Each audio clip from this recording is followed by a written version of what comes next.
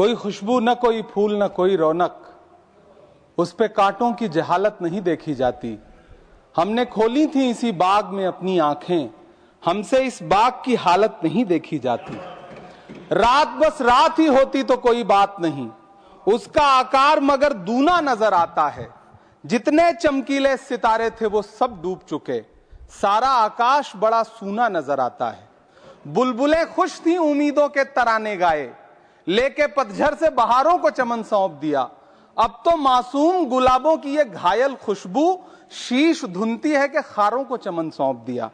तुमने क्या काम किया उनके अभावों के लिए, जिनकी मेहनत से तुम्हें तख्त मिला, ताज मिला। उनके सपनों के जनाजों में तो शामिल होते, जिनके चुप रहने की वजह से तुम्हें राज मिला।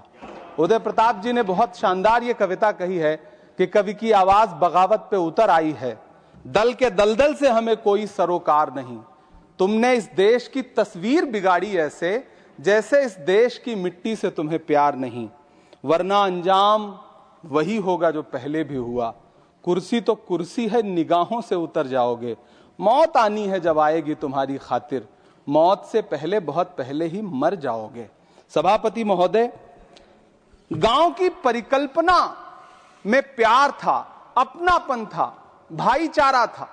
कभी महात्मा गांधी ने जब गांव का सपना बुना तो मुझे लगता है उसमें वो मोहब्बत थी कि गांव में अगर किसी बिटिया की शादी होती थी तो पूरा गांव अपने संसाधन लेकर के, कोई चारपाई लेकर के, कोई गुड़ लेकर के, कोई प्रेम लेकर के खड़ा हुआ करता था। लेकिन पिछले 2014 के बाद से गांव में जो नफरत बो करके विकास किया गया है वो अद्भुत और अकल्पनीय है।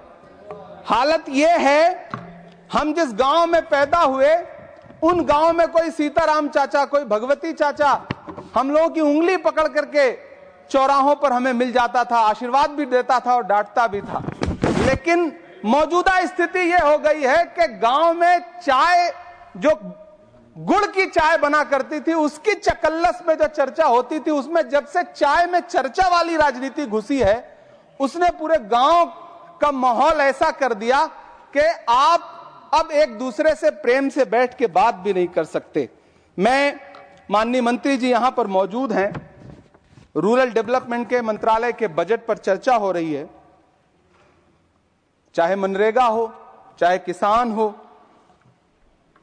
सारा इससे जुड़ा वर्ग परेशान है।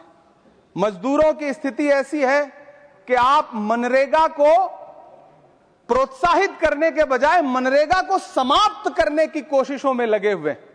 सच बात यह है कि राज्यों पर भार डाल करके आप मनरेगा खत्म कर देना चाहते हैं और उसके लिए आपने नाम लिया है कि आप उसका नाम बदल करके बीग्राम जी करके उसके पीछे आप इसको छुपा लेंगे।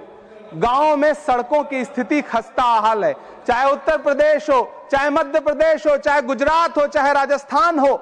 गांव में सड़कों की स्थिति ऐसी है कि किसी गर्भवती महिला को अगर अस्पताल ले जाना हो तो सड़कें ऐसी हैं कि उन पे चलने वाले वाहन शायद अस्पताल तक महिलाएं पहुंच भी नहीं पाती हैं, उनका प्रसव रास्ते में ही हो जाता है।